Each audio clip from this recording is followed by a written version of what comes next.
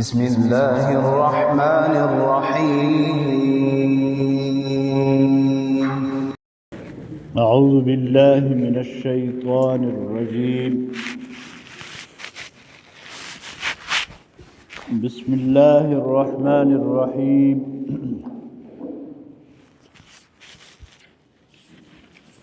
قل هو الله أحد الله الصمد لم يلد ولم يولد ولم يكن له كفوا أحد.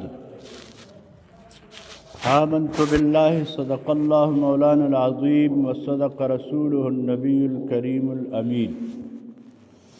درود شریف وائے اللهم صل على سيدنا محمد وآله وأصحابه وبارك وسلم عليه.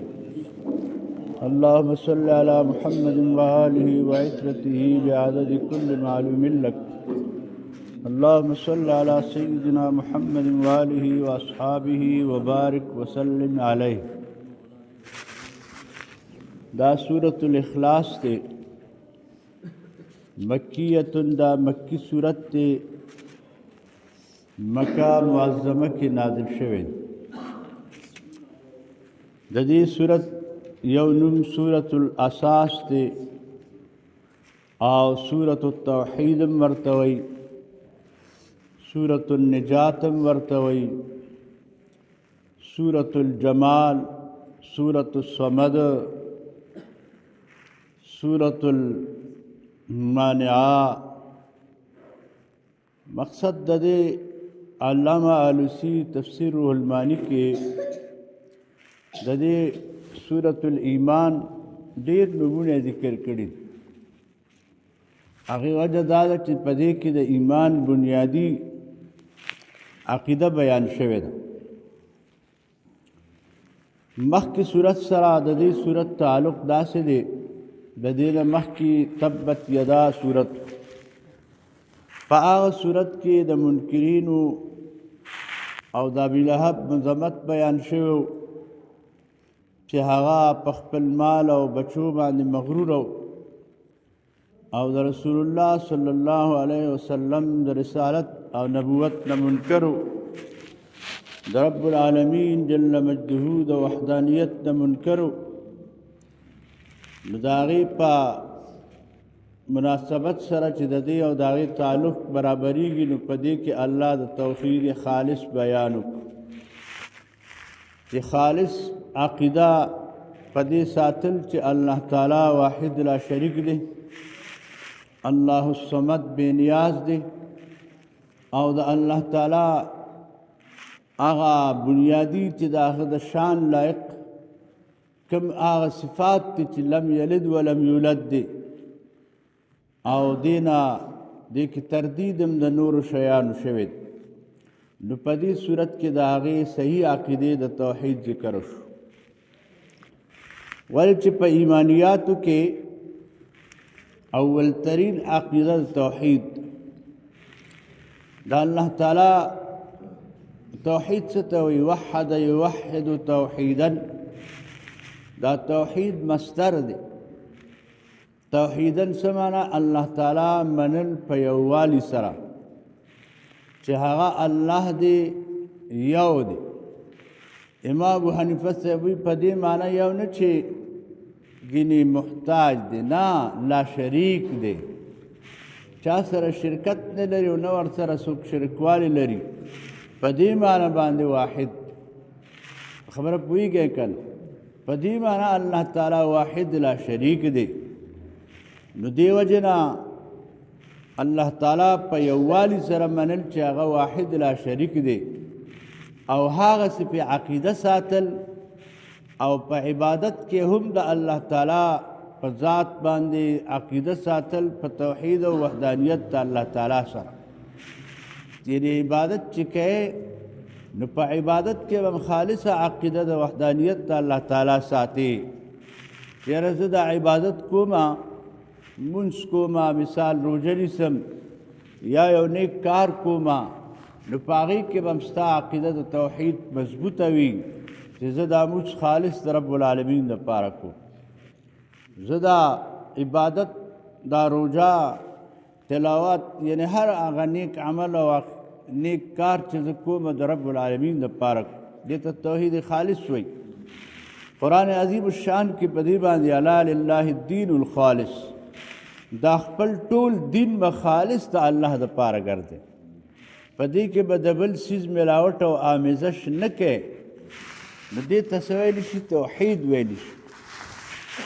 بعضې خلک د توحید په معنا کې خطا شي، د الله وحدانیت منل او په هغې عقیده ساتل چې الله واحد لا شریک دی، ذاتن صفتن وصفن، په ذات کې شریک نه لري، په صفاتو کې شریک نه لري، په نورو شیانو کې عباداتو کې شریک نه لري.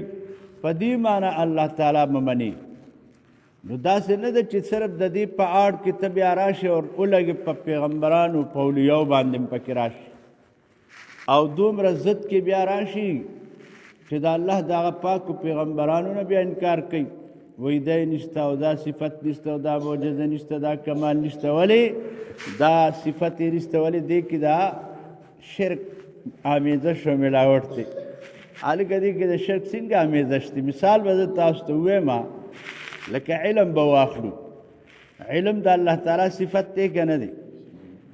عالم الغیوب، عالم بالذات، عالم الغیب الله تعالی دی. اوس پیغمبر علیه السلام مبارک خو د الله پیغمبر دی، د الله نبی دی، او په ځای په قرآن کې الله ورته فرمایلی دی چې وعلمک ما لم تکن تعلم، مونږ تا ته درښودل هر هغه څه چې مخکې پې ته پوه نه وې هم درته وښودل.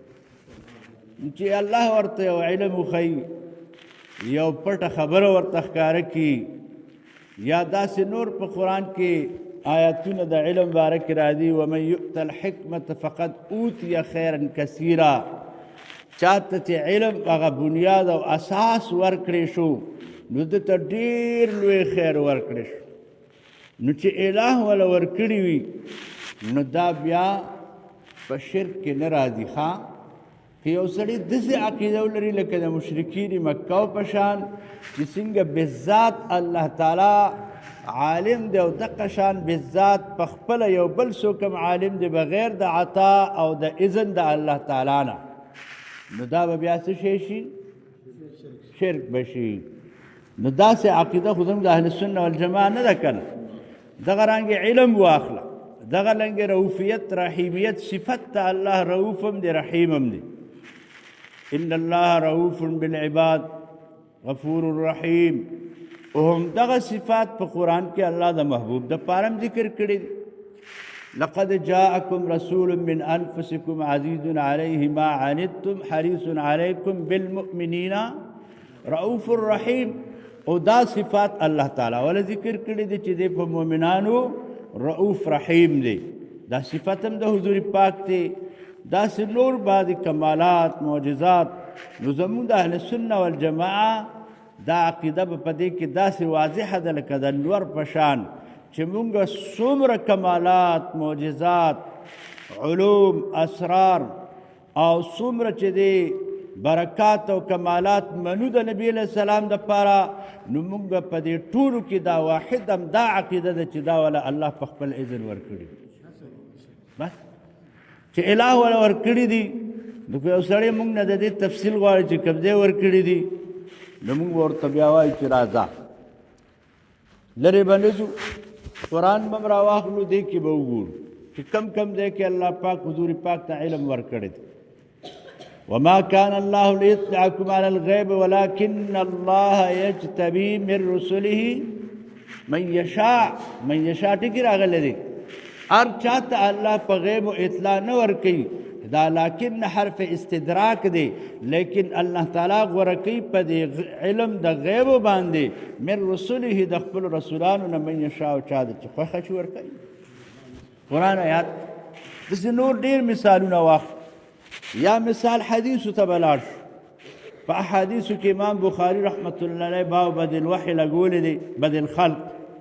د عمر صاحب نه روایت دی چې رسول الله مبارک یو ځل ودرېده او د مخلوق د پیداوخت د اول نه موږ ته بیان شروع کړ چې اول الله دا پیدا که بیدای پیدا که بیدای پیدا که بیدای پیدا که تر دې پورې چې خپل وخت پورې څونه سو د هغې ټول ذکر یو امام مسلم هم دا حدیث روړی دی امام ترمذي هم روړی دی امام بخاري هم روړی دی بیا صحابو ته وایي چې د دې دیوال په خوا کې الله ما ته جنت او دوزخ هم وښود او تر قیامته چې څه کېدل هغې راته ټول وښودل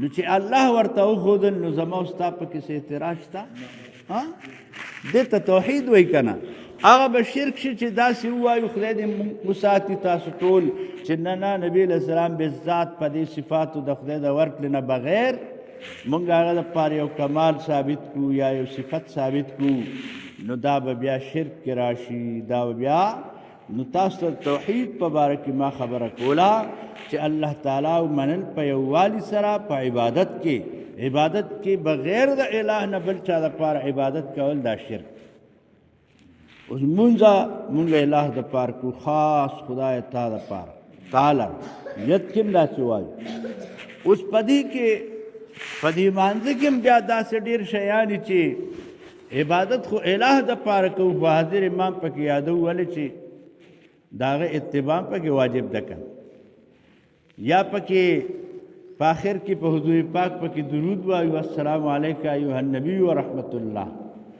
نو دا بیا په شرک کې نه راځي ولې چې اله دا په دې مانځه کې شامل کړي دي موږ دپاره او نبی علیہ السلام شارع دی هغه شامل کړي دي چې تاسو به تحیاتو کې دا الفاظ وایئ او لکه څنګه چې په حدیثو کې ډېر ذکر دی نو صحابو به دا ویلې خو خیر دا خو یو ډېره جوړه بنیادي عقیده ده دغه شانتې د رزق باره کې رزاق دغه رنګ خالق مالک په دې ټولو کې به عقیده د وحدانیت لري او د هغې آسان حل همدا دی چې الله تعالی بالذات خالق مالک دی او رازق دی او که بنده دپاره د ملکیت یو صفت څوک ثابتوي نو دا به بیا الله وله دا کمال او صفت ورکړي تاسو نه یو سړي تپوس وکړي چېرې د دې کور مالک څوک دی نو ته به څه وایې چې دا د الله کور دی مالک الله دی څه جواب به ورکړي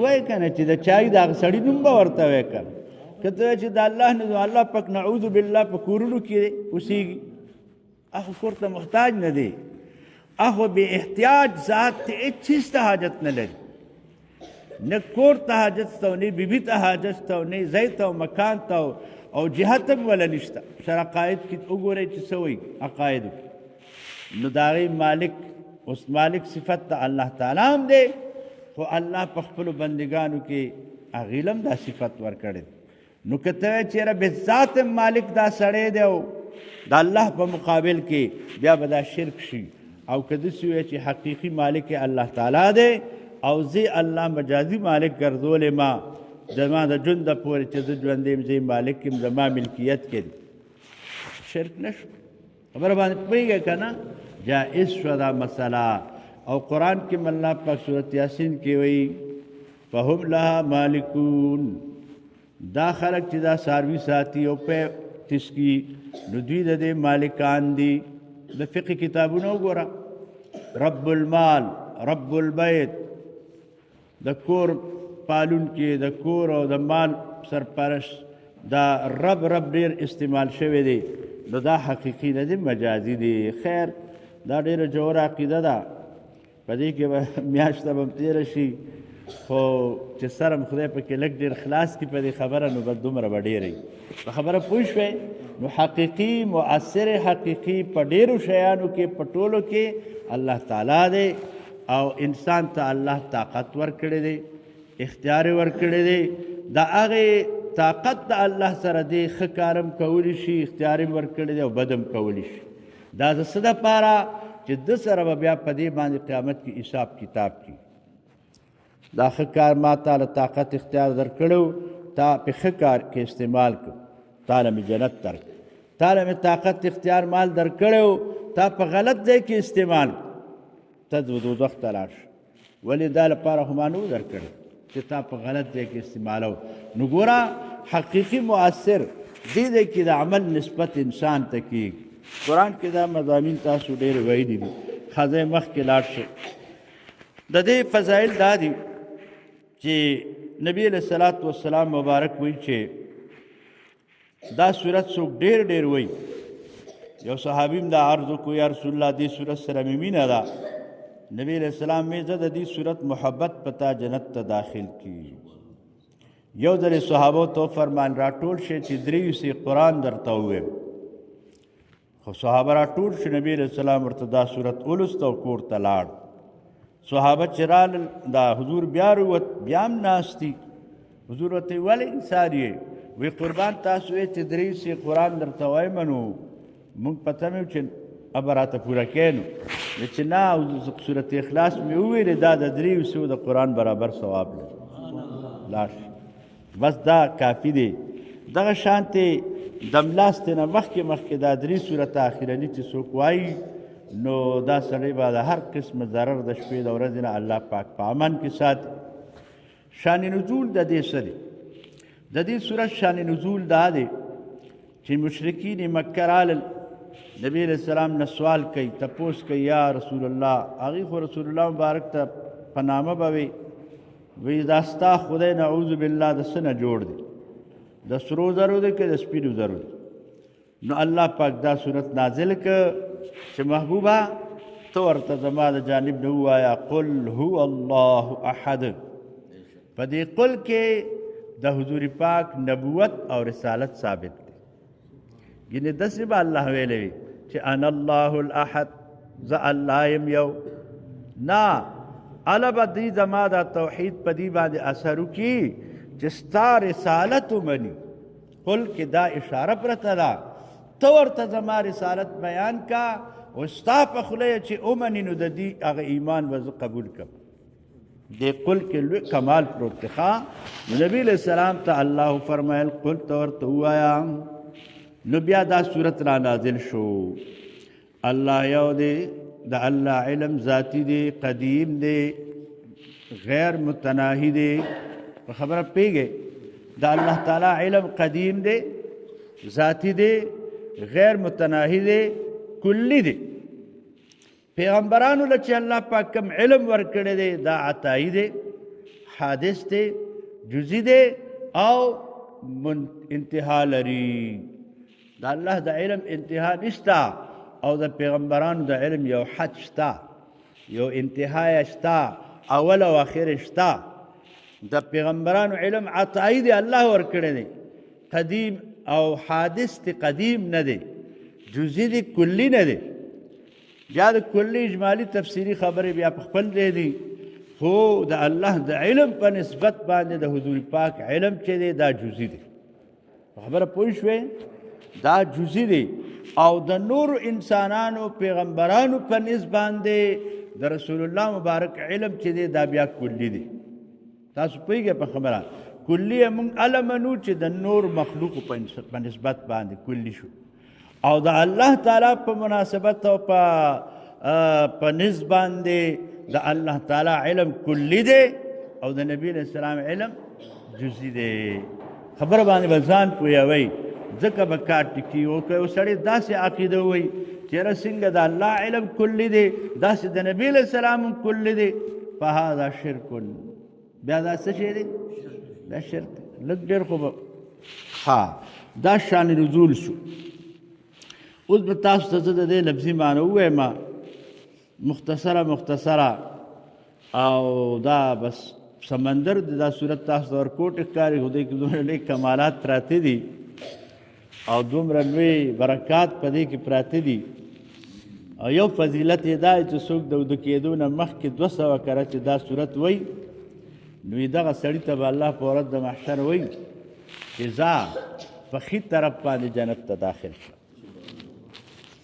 په ښي طرف جنت ته لاړ شه. چې د چا رزق تنګ وي او دا صورت څوک ډېر ډېر وایي الله به د هغه رزق کې فراخي راولي. پیدې پکې ډېرې دي. راځئ لفظي معنا ته ګورئ.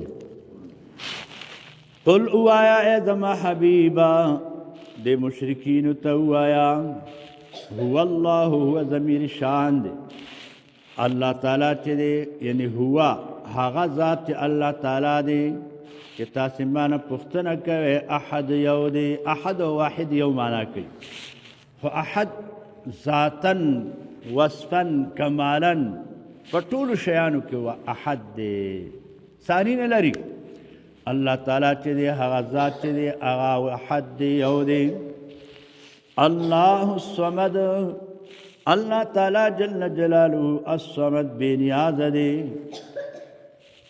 چاته څه حاجت نه لري بلکې ټول نور مخلوقات هغه ته حاجت لري د صمد معنی دا هغه داسې ذات دی چې نه خوراک کوي نه څښاک کوي نه پې یخني راځي نه پې ګرمي راځي هغه داسې ذات دی چې په خپلو ټولو صفاتو افعالو کې کامل دی هغه داسې ذات دی چې د هر حاجتمند چې کوم دی نو حاجت روا دی او د مخلوق د فنا کېدو نه بعد به هم هغه ذات موجود وي ځکه صمد ورته وایي صمد معنا دام دا چې فنا پې نه راځي نو الله بې نیازه دی الله باندې فنا نه راځي الله چاته حاجت نه لري الله چاته محتاجه نه دی د صمد ډېرې معناګانې دي او خلق به په خپلو ضروریاتو کې او حاجاتو کې الله تعالی ته رجوع کوي خبره پوه شوې زموږ د اهل سنه والجماعه هم دا عقیده ده ښه بعضې خلک پوهېږي نه وایي تاسې اولیو نه غواړئ او پلان او پلان نو که زه درته ووایم نو اولیا خو د خدای دوستان دي هغوی خو کرامتن یا پیغمبران معجزتن لکه چې داسې ډېر مثالونه قرآن کې شته ټیک ده که نه په دې ژوند باندې تاسې ولې د انسانانو نه غواړئ غواړي خلک کنه اول وی چې بس بغیر د خدای نه بل چا نه دی وغوسته لاړې مشرک شو او چې په تا را سخته شي نو بیا چته دی یا رپورټ کې پولیس پسې دی یا چته بدماش پسې دی یا چا پسې دی او د هغه نه غواړي نو بیا خو تم په دې خپل عقیده مشرک شو نه الله تعالی قرآن کې وی وتعاونوا علی البر والتقوا ولا تعاونوا علی الاثم والعدوان تاسو یو بل سره تعاون او مدد کوئ په نیکۍ کې او په تقوا کې او یو بل سره مدد مکوئ په ګناه او په بد او ظلم کې نو چې الله پاک کوي تاسو یو بل سره مدد کوئ نو معلومه شوه چې انسان ته د مدد کولو طاقت الله پاک ورکړی په قرآن کې فرمایي وَإِنِ اسْتَنْصَرُوكُمْ فِي الدِّينِ فَعَلَيْكُمُ النَّصْرُ که چېرې ستاسو نه طلب ده مدد وشي په دین کې نو په تاسو لازم دي د هغې مدد کول فلما أحس عيسى منهم الكفر قال من أنصاري إلى الله عیسی علیہ السلام قوم باندې پوه شو چې دا خو نه سمیږي وي زما مدد به څوک وکړي من انصاري إلى الله قال الحواریون نحن انصار الله انصارو حواریین مرګري وي صاحب مونږ د خدای مددګار یو هلکه د خدای څنګه مدد کې نو دلته دین مقدر دی مونږ د الله د دین مددګار یو عقیدې توحید ته ګورې نو داسې به وي چې الله د خپل دین مدد وکړه بس دعا به هم کې او دا مدد په دنیا کې د یو بل سره کول دا قرآني تعلیم او حکم دی د مدینې منورې انصارو ته انصار ولې وایي په لسمه پاره کې الله پاک فرمایي والذین آووا ونصروا د مدینې هغه خلک دي چې دې ځای ورکړی دی صحابه مهاجرو ته ونصروا او دی مدد کړی دی څه کړی دی د چا مهاجرو مدد یې کړی و که نه نو الله پاک دی تسلیم منتخب کو قرآن کې انصار دسې منتخب کو انصار جمع ده مددګاران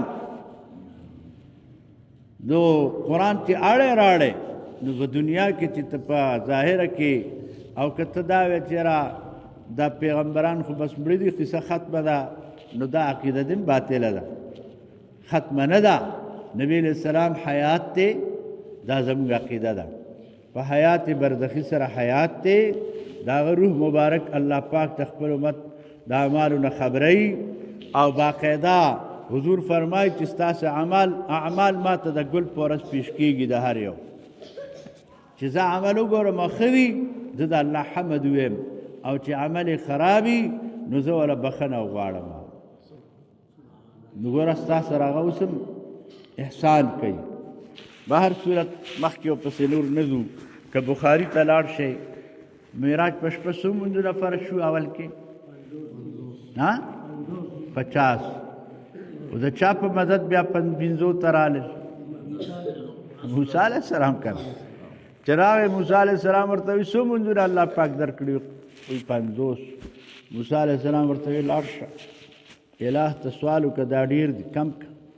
یو ځل ځي بیا راځي 9 5 45 9 کرته حضور الٰه ته سوال کوي او ځي او راځي او 15 کمیږي.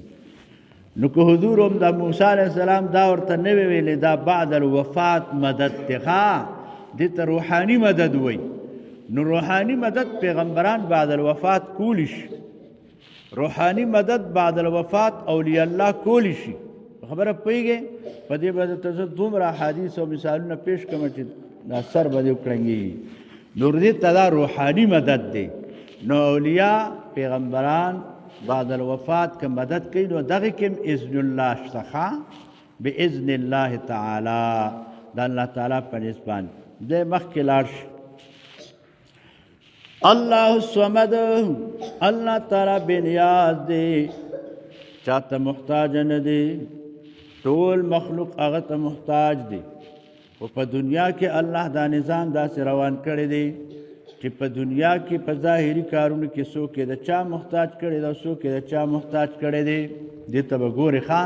او که یو دم په ټاپه د شرک لګې، تاسو نه تپوس کوم چې په دې معاشره کې به مسلمان پاتې زه تا ته محتاج یم او ته چې زه نه یم تا ته بیا درس څوک وایي؟ بل څوک به راشي وبه وایي درته خو بیا هغه ته محتاج شي. مثال چې ترکان ته بس محتاج هر سړی خو ترکان نه دی، هر سړی خو صاحب ګلکار نه دی که. نو دا د دنیا سړی ښځې ته محتاج نه او ښځه سړي ته محتاج، یو بل ته دواړه حاجت لري. هن لباس لکم وانتم لباس لهن. داسې جوړ چې ځي نو بیا پکې سړی خپوي. لاړ شی مخکې دي. نبی علیہ السلام وایي زما بیبیانې ما سره مددګارې دي، زوجاتي عواني لم یلد. الله تعالی هغه ذات دی چې د ده نه څوک پیدا نه دي، یعنې دی د چا والد نه دی، ولم یولد او نه دی د چا نه پیدا دی، نه پلار دی او نه زوی دی، نه والد دی نه مولود. دا ونه وایه ولې چې د مشرکینو جواب ختم. هغې وایي چې نسب یې څه دی؟ نو نبی علیہ السلام ته الله پاک وایي چې ورته ووایه چې هغه لم یلد ولم یولد دی، نه هغه د چا پیدا دی او نه د هغه نه څوک پیدا دی.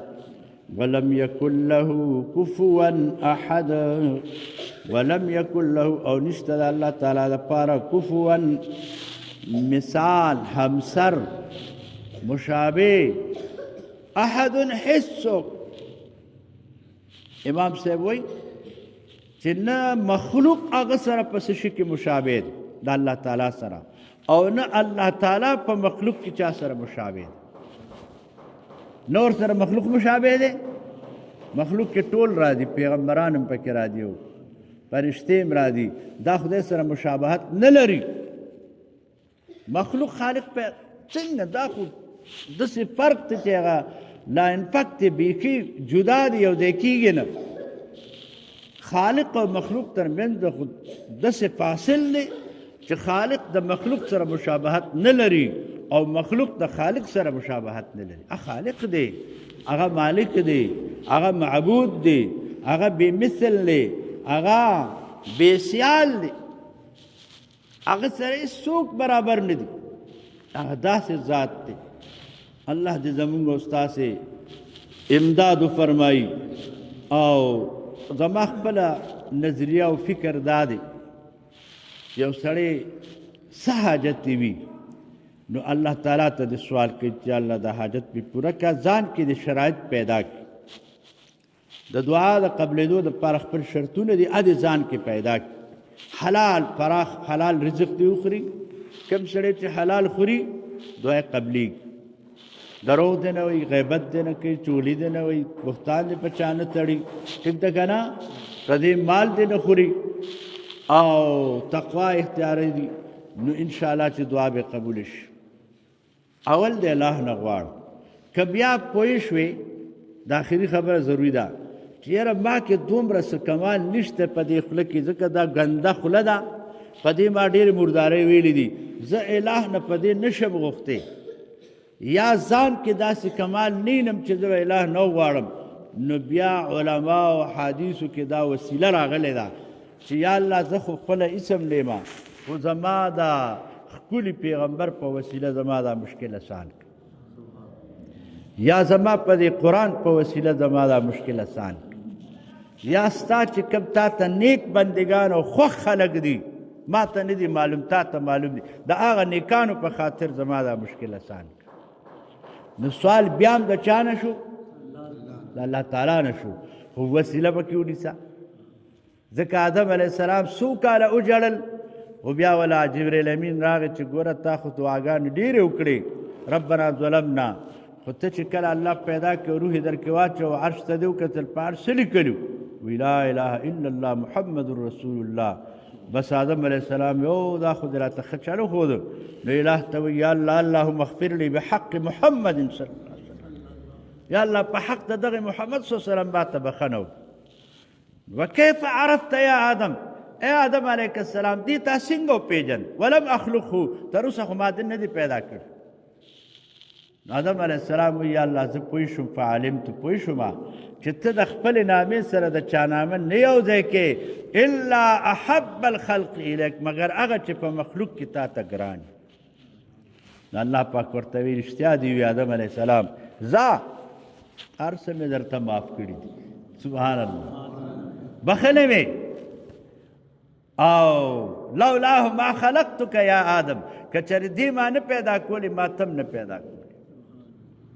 خو خبر شه دا به ستا په اولاد کې راځي او دا به ستا په نسب کې وي دا صحیح حدیث دی د عمر صاحب نه روایت دی او لسو کتابونو د حدیثو دا حدیث راوړی هر څه مې عرض درته دا کولو چې موږ اهل سنه والجماعه چاته دا نه وایو چې د پلانکي زیارت ته لاړ شه وغواړه نه هلته لاړ شه خدای ته سوال وکړه وایه الله د دې نیک وړي په خاطر د ستا سره دوستی کې ژوند تېر کړی دی تا عبادت یې کړی دی او د ده دغه نیک اعمالو د ده په خاطر زما دا کار اساني امام شافعي رحمت الله علیه به د امام ابو حنیفه رحمت الله علیه قبر لاړه او هلته کې به منځ کو رفع الیدین بیا نه کول چا وی ولي وی حیاء من صاحب القبر وی ما له دنه حیا راځي او بیا به وی دلته دعا تریاقي مجرب ده وی داسې زر قبلیږي لکه تریاق چې په بیمار باندې یا په دم په څه چیچلي څیز واچې دا یو دارو دي فورا ښه شي وی دقه شان د ده د قبر په خوا کې دعا قبلیږي د امام موسی کاظم رحمت الله علیه په خوا کې سوال قبلیږي نو دا د ټولو اکابرو زموږ د اهل سنه والجماعه او د صحابو متفقه عقیده ده چې خپله د عمل کې کوتاهي وي نو یو نیک بنده یو نیک عمل دا الله ته په وسیله کې پیش کولی شي دقه زموږ عقیده ده په دې باندې د خپل عقیده مو پیژنې او هسې نه چې په اخوا دېخوا خبر مونږ او تاسو ته څوک د شرک یا د مشرک نسبت وکړي نو ځکه مې دا خبره واضحه کړه چې تاسو بیا به دقسې ورته وایه چې زموږ عقیده په دې کې دا ده وآخر الدعوانا ان الحمد لله رب العالمين